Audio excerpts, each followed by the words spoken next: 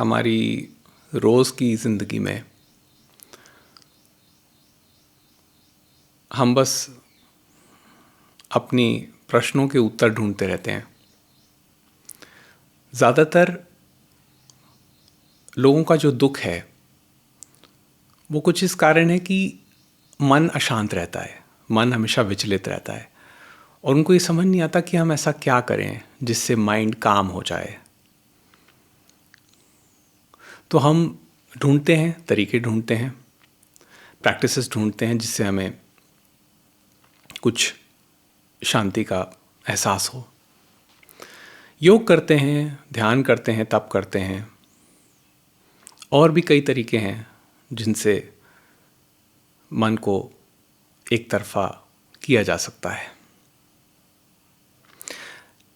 लेकिन इसका एक और पहलू भी है जो समझना ज़रूरी है, जिसमें मन का जो नेचर है उसको जानने की भी ज़रूरत है, उसकी प्रवृत्ति को समझने की ज़रूरत है कि वो ऐसा करता क्यों है, वो बार बार वही ख्याल क्यों आते रहते हैं जो हमें अंधकार की ओर ढकेलते रहते हैं, जो हमें हर बार दुख ही दुख देते रहते हैं। कहीं ना कहीं इस जागृति की ज़रूरत है जहाँ पे हम इस पूरे पैटर्न को देख सकें कि ये हो क्या रहा है। और उससे क्या होता है कि जब हम अपने पैटर्न्स देखने शुरू कर देते हैं तो एक स्वीकारता आ जाती है, एक एक्सेप्टेंस आ जाती है कि हाँ, ये पैटर्न मेरे साथ हो रहा है क्योंकि मेरा माइंड, मेरा दिमाग वो इस तरीके से चलता है। वो तो उसमें क्या है कि हमने बहुत स्ट्रॉन्ग विचारधारणाएं बना के रखी हुई हैं।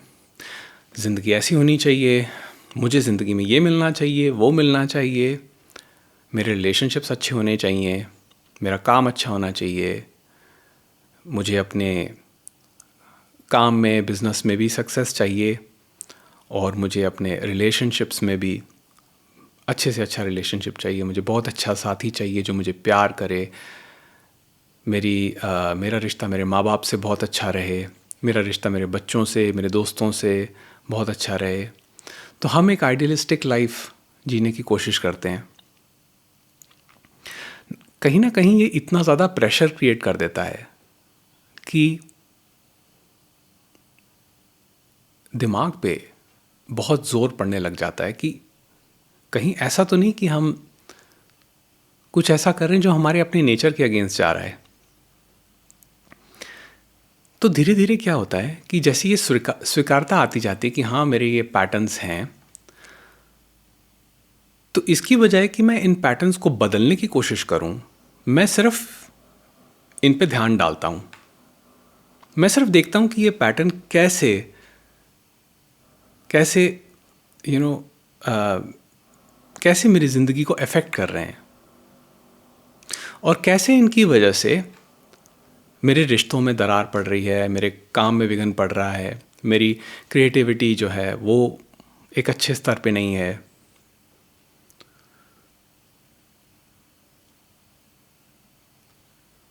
तो ये स्वीकारता कैसे आती है?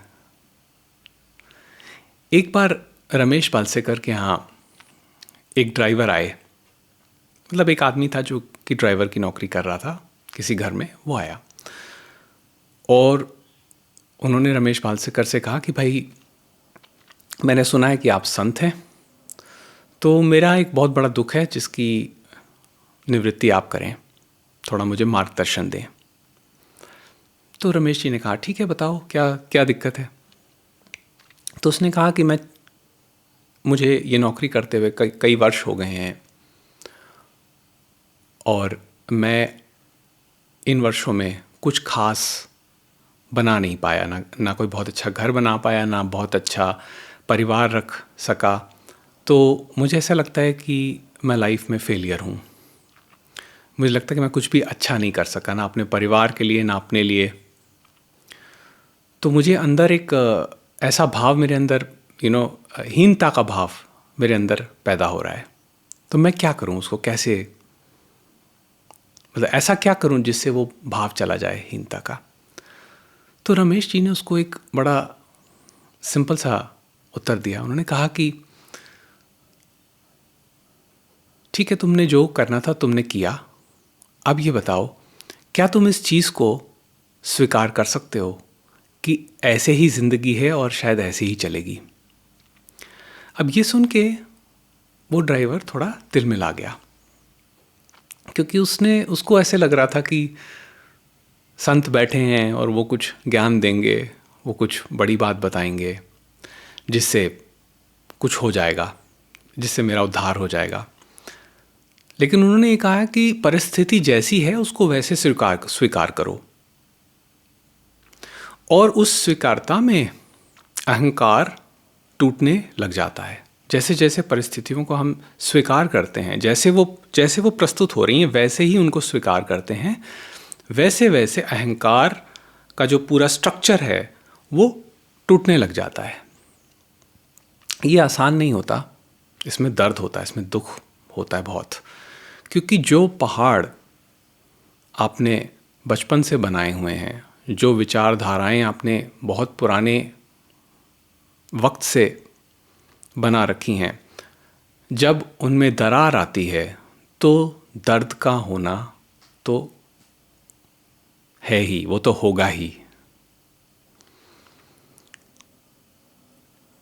कभी कभी हमें ऐसा लगता है कि हमको कोई बहुत ज़बरदस्त सॉल्यूशन चाहिए किसी प्रॉब्लम का, लेकिन हम प्रॉब्लम को नहीं देखते कि प्रॉब्लम आ कहाँ से रही है। अब अगर किसी के अंदर हीनता का भाव बैठा हुआ है, उसको लगता है कि वो किसी लायक नहीं है, और उसने एक ऐसी मानसिक स्थिति बना रखी है कि बस मैं तो किसी लायक हूँ ही नहीं, तो उस भाव को लेके वो जो भी करेगा उसको फिर कहीं पे भी वैसा रिजल्ट नहीं मिलेगा उसको जैसा वो चाहता है। उसको वो फुलफिलमेंट, वो खुशी मिलेगी ही नहीं जो वो चाहता है, क्योंकि वो हीनता का भाव मन में बैठा हुआ है। अगर कुछ मिल भी गया उसको, मान लीजिए कि उसने बड़ा एफर्ट किया और उसको कुछ मिल भी गया, तब भी वो खुश नहीं होगा, क्योंकि वो बिल्कुल जटिल हो गई हैं, वो वो भाव जटिल हो गए हैं बहुत ज़्यादा, वो सॉलिड हो गए, गड़ गए हैं बिल्कुल अंदर। फिर हम क्या करते हैं, फिर हमें लगता है नहीं, इसको तोड़ना ज़रूरी है, तो हम लड़ने लग जाते हैं अपने ही मन से। ये फिर गलत है, क्योंकि कौन लड़ रहा है मन से? मन ही तो है जो लड़ रहा है मन से। इसमें अवेयरनेस का बहुत बड़ा योगदान है, और इसमें स्थिर रहने की बात है। अगर हम स्थिर होकर सिर्फ देखें, दृष्टा बन के देखें कि क्या हो रहा है, तो अपने आप ही ये सारे पैटर्न्स जो हमारे अंदर ये जो भाव हैं, ये सब बाहर आने लग जाते हैं, और हमको ये दिखने लग जाता है कि ये कैसे हमारी ज़िंदगी में इतना कौतूहल मचा के रख रहे हैं, कैसे हम इनके गुलाम बन चुके हैं, और कैसे बार बार वही हमारी ज़िंदगी में परिस्थितियां आ रही हैं। तो कह लीजिए, जैसे एग्जाम्पल लेते हैं कि मन बहुत विचलित हो रहा है। अब ये बहुत सामान्य सी चीज़ है, हर किसी का मन विचलित होता है, तो क्या किया जाए? तो गुरु कहते हैं कि इसमें कुछ करने की ज़रूरत नहीं है, सिर्फ वर्तमान में आ जाइए, सिर्फ यहाँ पे आ जाइए। ये जो है, जो आपके सामने है, यही परमात्मा है। कोई परमात्मा अलग से नहीं कहीं बैठा हुआ किसी का हिसाब लिख रहा है। ये जो हो रहा है आपके सामने, जो भी प्रस्तुत हो रहा है, यही परमात्मा है।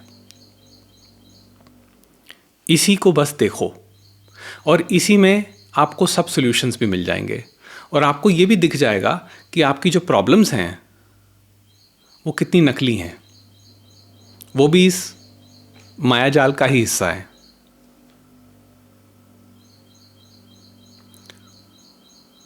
तो इससे क्या होता है कि मन की गति धीमी हो जाती है, उसका चलन थोड़ा सा एक सीमा में आ जाता है।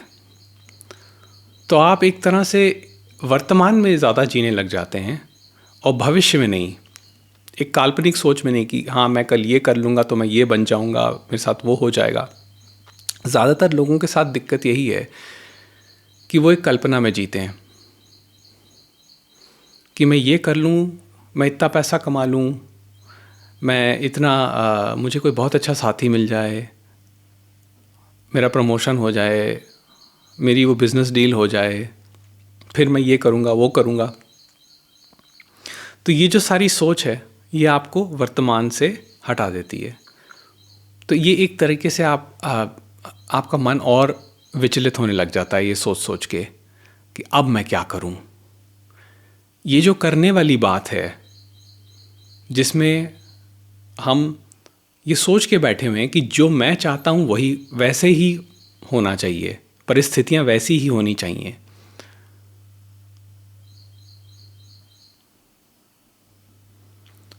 इसमें दिक्कत आती है।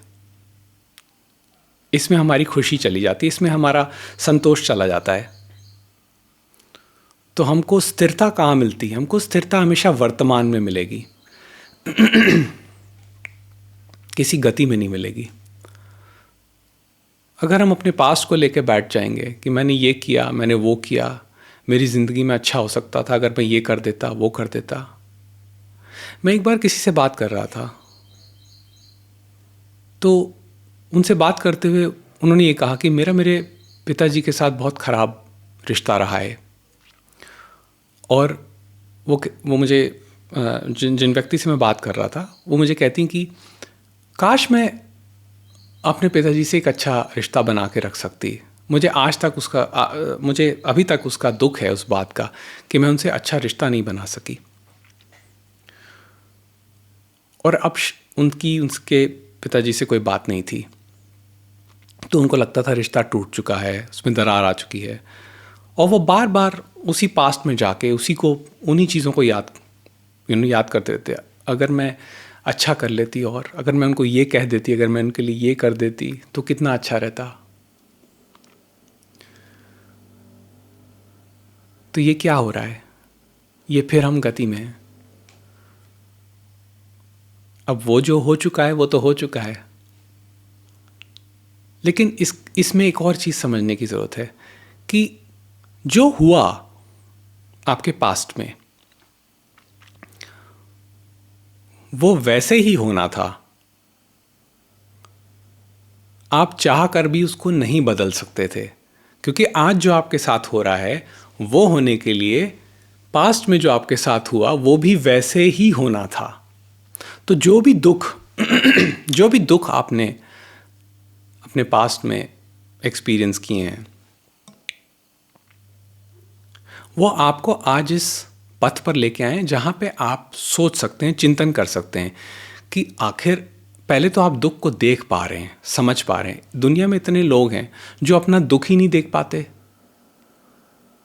उनको समझ ही नहीं आता कि हो क्या रहा है, कहाँ इस गोले पर हम आके फंस गए हैं। हड्डियाँ गला रहे हैं, कमर तोड़ रहे हैं, लेकिन कुछ मिल ही नहीं रहा, ना सुख मिल रही है, न शांति मिल रही है। तो दिक्कत क्या है? दिक्कत ये है कि वो सुख और शांति गति में ढूंढ रहे हैं, वो सुख और शांति बाहर की चीज़ों में ढूंढ रहे हैं, जबकि असली शांति जो है वो स्वयं के अंदर है।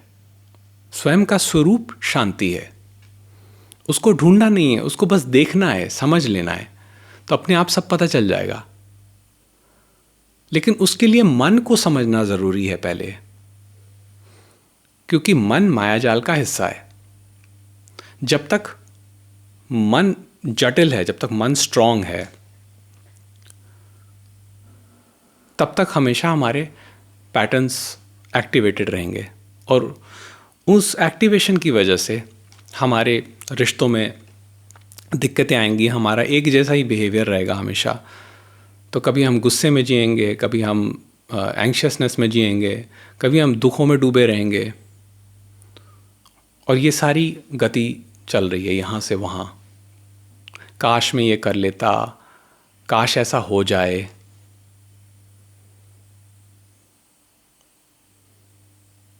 तो सारा कॉन्सेप्ट ये है कि अपने आप को इस क्षण में लेके आइए, वर्तमान में लेके आइए, और इस क्षण में जो भी उजागर हो रहा है बस वही सत्य है और कुछ नहीं है। और कुछ करने की ज़रूरत नहीं है, कुछ समझने की ज़रूरत नहीं है, सिर्फ देखने की ज़रूरत है, सिर्फ दृष्टा होने की ज़रूरत है, और अपने आप सब कुछ साफ होता जाएगा। सारी क्लैरिटी अपने आप मिल जाएगी आपको। जहां आप लड़ने लग गए खुद से, आप सिर्फ अपने मन को और ताकतवर बना रहे हैं, क्योंकि जो लड़ने का जो साधन है वो मन ही है, कि मन के बगैर लड़ा नहीं जा सकता। तो अगर आप अपने आप को बैठ के टॉर्चर कर रहे हैं कि चलो मैं 10 घंटे मेडिटेशन कर लूँगा, या 1 साल का जाप कर लूँगा, इतना जाप कर लूँगा तो इससे ये हो जाएगा, वो हो जाएगा, वहाँ पे आप अपने आप को ट्रैप कर रहे हैं। आध्यात्मिक क्रियाओं की अपनी एक वैल्यू है, मैं मानता हूँ, लेकिन ये भी समझना ज़रूरी कि हम ये क्रियाएं कर क्यों रहे हैं। अगर हमारे दिमाग में सिर्फ ये बैठा हुआ है कि हमें फल पाना है, जैसा मैं चाहता हूँ वैसा ही फल पाना है, तब तो हमारा सारा आधार ही गलत है, हमारी फाउंडेशन ही पूरी गड़बड़ है। तो तो इस स्वीकारता से क्या होता है कि जब हम एक्सेप्ट कर लेते कि हाँ, जिंदगी अपने आप, लाइफ अपने आप सब कुछ लेके आएगी, और उसके फ्लो को फॉलो करना है, बस उसको, उसके चलन को देखना है। जो भी वो आपको दे, सामने दे, उसको एक्सेप्ट करना है। अपनी तरफ से जो भी अच्छा कर सकते हैं कीजिए, जो भी आप अच्छे से अच्छा कर सकते हैं अपनी किसी भी फील्ड में या किसी भी ज़िंदगी के किसी भी पहलू में, उसको डेफिनेटली कीजिए। लेकिन फल जो आप चाहते हैं वैसा हो, ऐसा ज़रूरी नहीं है। और अगर ये इस चीज़ की स्वीकारता हो जाए तो फिर अशांति का सवाल ही नहीं उठता। हाँ, छोटा मोटा दुख तो ज़िंदगी में होता ही होता है, उसको नहीं रोका जा सकता, लेकिन ज़िंदगी अशांति में नहीं बीतती, ज़िंदगी एक टर्मोइल में नहीं बीतती।